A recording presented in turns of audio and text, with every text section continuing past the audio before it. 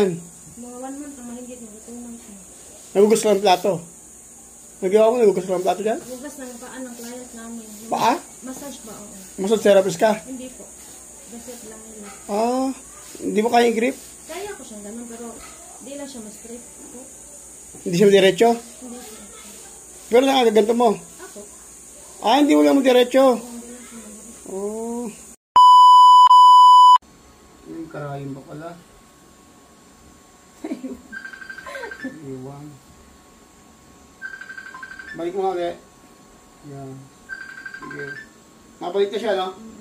Masakit? Masakit siya, pero nababalik na. Oo. Ano una, hindi mo ibalik, no? Hindi talaga siya maano. Okay. Magkulat ka na lang, ha?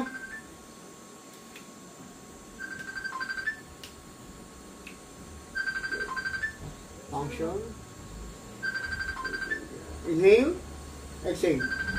Okay, galaw-galaw ang kamay. Sige lang. Parehas. Sige. Yan.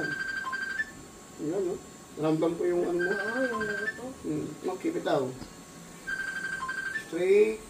Boom. Straight. Boom. Ah, ma'am. Mag-collagen na lang, ha? Straight na siya. And close open. Okay.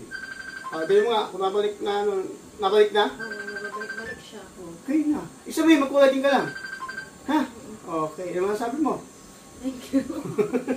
Pero ano ka, receptionist ng massage therapist, ha? No, what time, no?